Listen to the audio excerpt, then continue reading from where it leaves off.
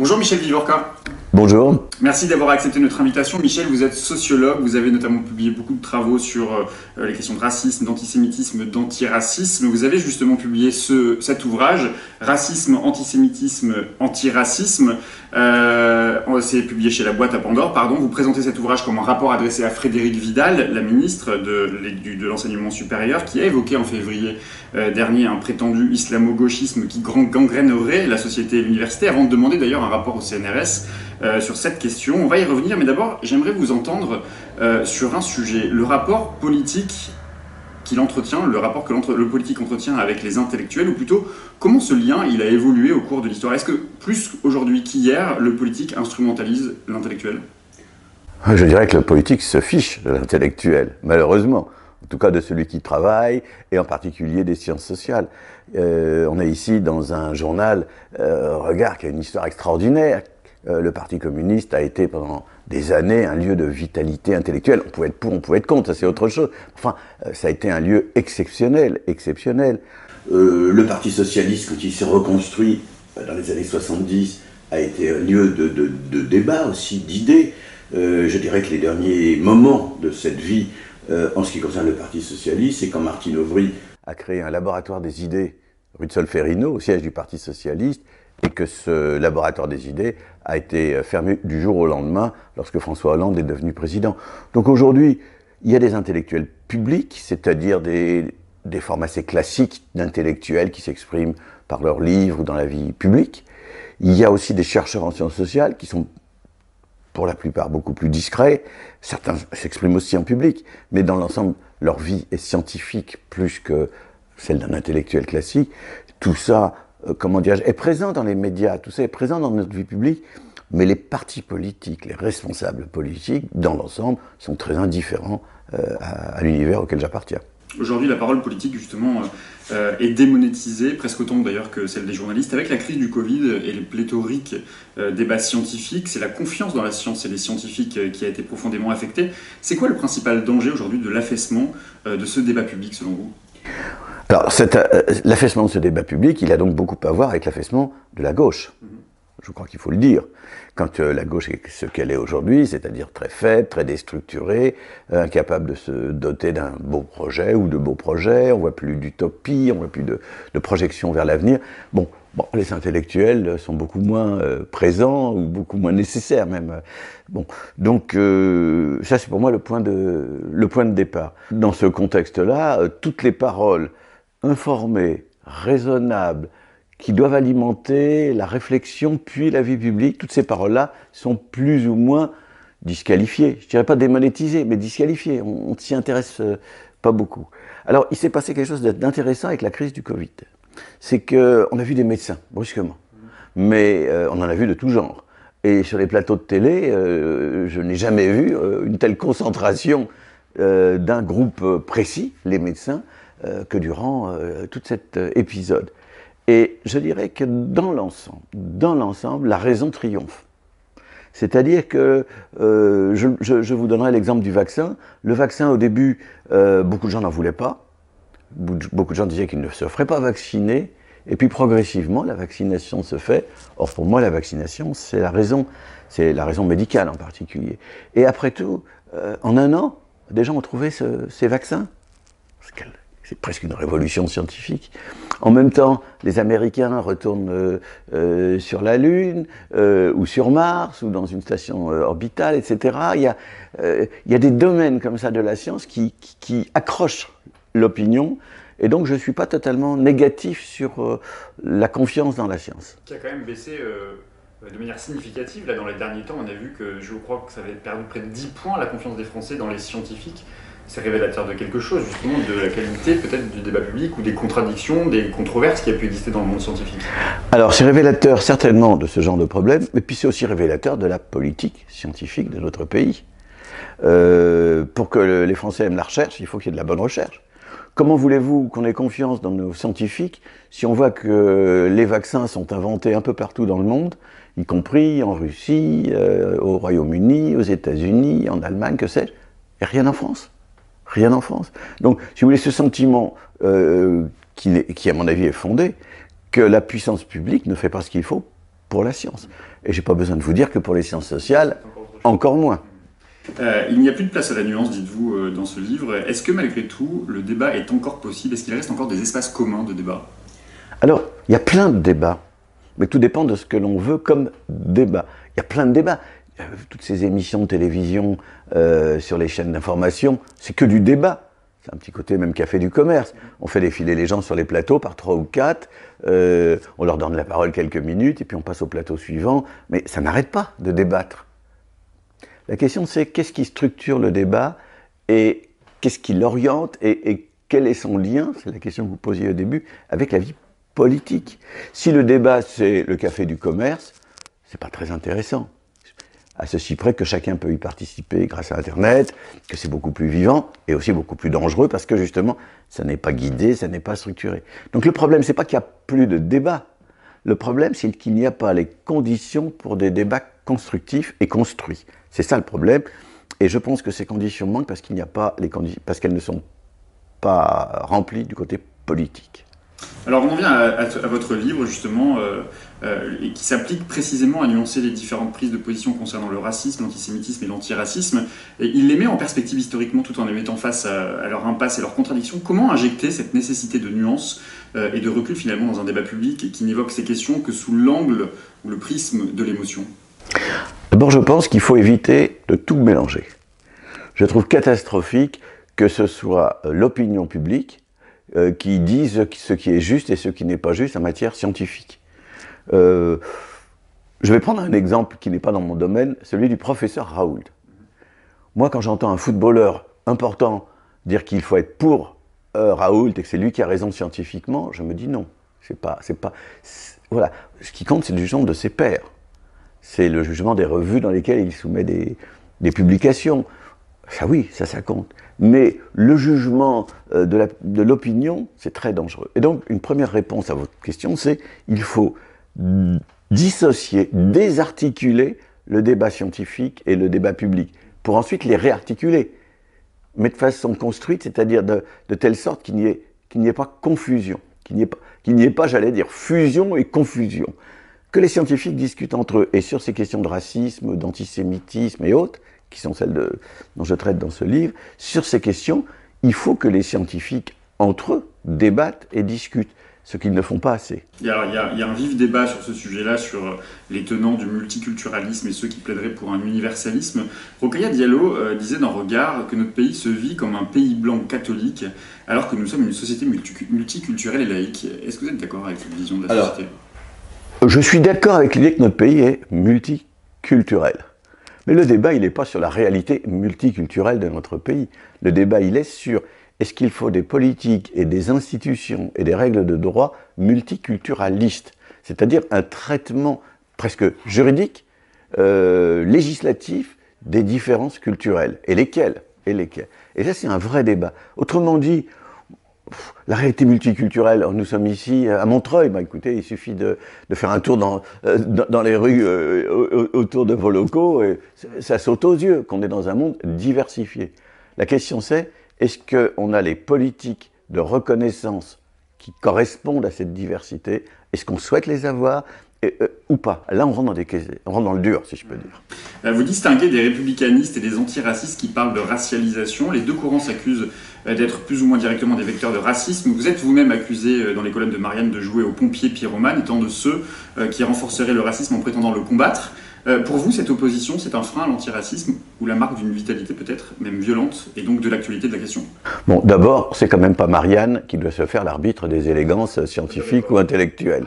Donc, l'article que vous évoquez est un torchon, et j'y ai répondu, j'ai passé ma réponse bien entendu, mais maintenant, j'oublie Marianne, si vous voulez. C'est pas là où, je pense, se joue le débat scientifique, certainement pas, et même le débat intellectuel. Donc, ensuite, regardons les problèmes. Il y a d'un côté une vie scientifique, c'est-à-dire des gens qui font des recherches, et qui se réclament de courants, d'orientations qui peuvent être très variés. Même dans les sciences dures, il y a des débats, tout le monde n'est pas d'accord. Alors imaginez dans les sciences sociales, dans les sciences humaines, nous avons des différences. L'important, c'est de pouvoir les discuter entre nous. Nous ne le faisons pas assez.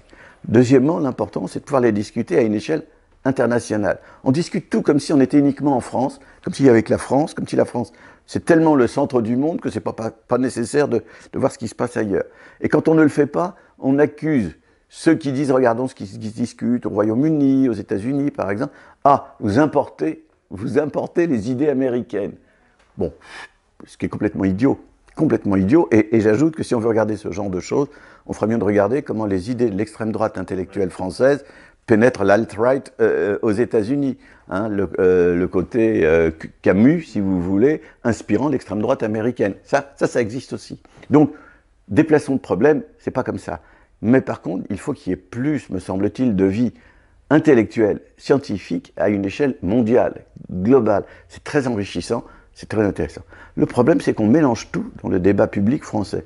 On mélange la recherche sérieuse, qui peut se réclamer des études postcoloniales, qui peut se réclamer, alors c'est un concept qui fait sauter en l'air tout le monde, alors qu'il n'est pas si compliqué que ça, qui peut se réclamer de l'intersectionnalité, qui peut se réclamer de la pensée décoloniale. C'est pas exactement la même chose que postcoloniale. Il y a même des auteurs qui se demandent est-ce qu'il faut écrire postcolonial d'un seul tenant ou en mettant un tiret entre post et colonial. J'ai lu un livre très intéressant de Bayard, le politologue, qui pose ce genre de questions. Très bien, tout ça est très intéressant. Mais, si vous voulez, qu'on laisse les chercheurs discuter entre eux et qu'on ne vienne pas du dehors, sans trop savoir ce dont ils parlent, dire je suis complètement contre ou complètement pour. Donc on mélange un débat idéologique, est-ce que vous êtes républicain ou est-ce que vous êtes démocrate? Ça c'était une belle formulation, élégante, qu'avait proposé Régis Debray. Il y a 30 ou 40 ans. Donc on confond ce genre de débat, qui aujourd'hui est devenu beaucoup plus médiocre, avec ce qu'apporte la recherche quand on étudie des questions qui ont quelque chose à voir avec ça. Je veux m'arrêter un instant sur ce terme d'intersectionnalité. C'est intéressant parce que vous dites que cette notion n'est pas inintéressante d'un point de vue analytique et presque scientifique, mais vous ajoutez que ces usages politiques et militants sont consternants. C'est toute, à mon sens, la question de la vulgarisation presque finalement, et la distinction entre le débat public et le débat scientifique que vous évoquez à l'instant. Comment gérer au mieux cette articulation entre la pensée intellectuelle, la pensée scientifique, et la nécessité de la rendre accessible de tous? Alors, je pense qu'il faut vulgariser, et qu'il y a des gens qui le font très bien. Il y a des très bonnes revues de vulgarisation historique, de vulgarisation de sciences sociales, il y a des choses tout à fait convenables, c'est nécessaire. Il peut y avoir des bonnes émissions de télé, des bonnes émissions de radio, donc tout ça est nécessaire et souhaitable, et je dirais donc qu'il me semble utile que les gens qui, comme moi, font de la recherche, puissent, lorsqu'ils ont quelque chose à dire, ce qui n'est pas forcément toujours le cas non plus, je dis ça y compris pour moi, mais puissent le dire en s'appuyant justement sur ce qu'ils connaissent de leurs propres travaux et d'autres travaux peu connus dans la vie publique. Ça, c'est indispensable. Moi, l'idée que le chercheur est quelqu'un qui est dans sa tour d'ivoire, qui ne discute qu'avec quelques collègues, qui ne publie que dans des revues spécialisées, ou avec ses étudiants, enfin, qui soit enfermé comme ça dans sa bulle, non. Sur les sujets dont on parle, il faut qu'il y ait des liens, il faut qu'il y ait des moments de rencontre, donc de vulgarisation, d'explication, des moments aussi de coproduction. Je pense qu'il est tout à fait sain que des acteurs, des militants antiracistes, par exemple, produisent avec des chercheurs des connaissances. Tout ça est très positif, il faut juste que chacun soit à sa place. Si vous remettez en cause le terme d'islamo-gauchisme qui a suscité la controverse, notamment avec la ministre Frédérique Vidal, vous parlez d'un gauchisme à l'œuvre dans certains établissements, chez les étudiants comme chez les enseignants-chercheurs. C'est quoi ce gauchisme, Michel Vivorca? Est-ce qu'il existe un amalgame entre recherche et politique, entre scientifique et militantisme, ou est-ce qu'il ne faut pas admettre que la neutralité finalement et l'objectivité scientifique ne vaut pas plus pour les journalistes que pour les universitaires? Je pense que la neutralité n'existe pas. Que sur les sujets dont on parle. Peut-être que sur des sujets différents, sur de l'érudition par exemple, il peut y avoir de la neutralité. Mais dès qu'on est dans des choses sensibles, même si elles sont éloignées historiquement, après tout, si je vous dis Robespierre, aussitôt les passions s'éveillent. Donc contrairement à ce qu'avait affirmé François Furet, la Révolution française n'est pas terminée. Donc vous voyez, on est très vite dans des débats pleins de passion. Donc le problème, c'est pas d'espérer que la recherche puisse être neutre, à mon avis, c'est impossible. La question, elle est de maîtriser, que chaque chercheur maîtrise, je vais le dire dans mon jargon, son rapport à son objet.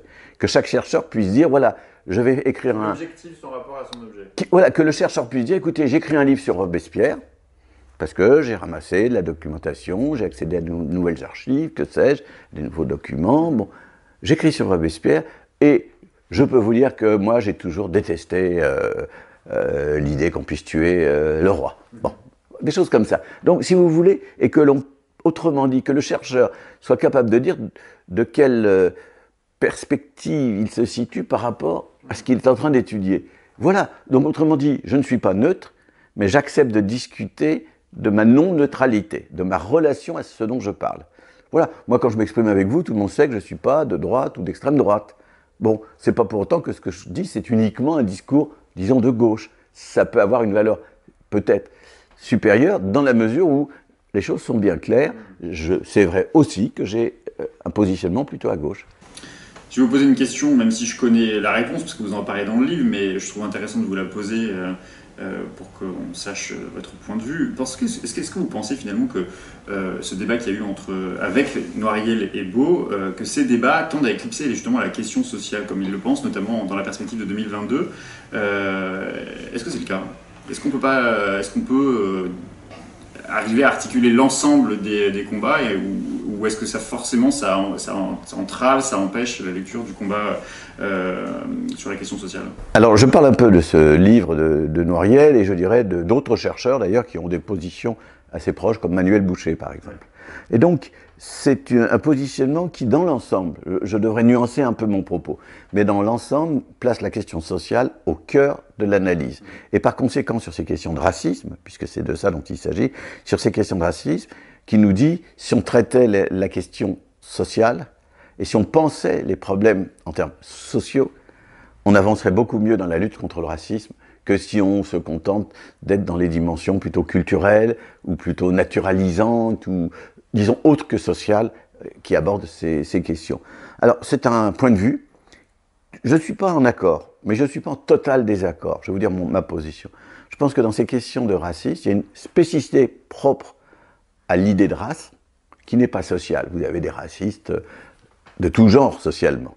Donc il y a des dimensions qui ne sont pas seulement sociales, mais que la question du racisme se télescope, se mêle à quelque chose à voir d'important avec la question sociale. Mais la question du racisme a quelque chose à voir avec la question culturelle, avec la question religieuse, avec beaucoup d'autres enjeux. Et donc moi je plaide pour l'idée qu'on croise les perspectives, qu'on regarde ce qu'apporte un regard à la Noiriel, très social si je peux dire, et un regard très culturel, de type études postcoloniales justement, dont on parlait tout à l'heure, qu'on regarde comment tout ça s'articule ou pas, se contredit ou pas, qu'on discute. Moi, j'ai beaucoup de respect pour Noiriel, il m'est déjà arrivé de discuter avec lui, ça m'intéresse, je ne suis pas forcément d'accord avec lui, il n'est pas forcément d'accord avec moi, mais que nous discutions. C'est ça la solution finalement au clivage qui se crée notamment à gauche sur la question de l'antiracisme avec un débat très violent justement entre les tenants des deux côtés. Oui, mais le problème qui se pose, c'est que la discussion qu'on peut avoir entre chercheurs, alors scientifique, le mot est un peu excessif parce que les sciences sociales ne sont pas toujours rigoureusement scientifiques, mais enfin, que la discussion entre les chercheurs ne soit pas directement ramenée à la non-discussion au niveau politique ou à l'absence de discussion et de réflexion au niveau politique.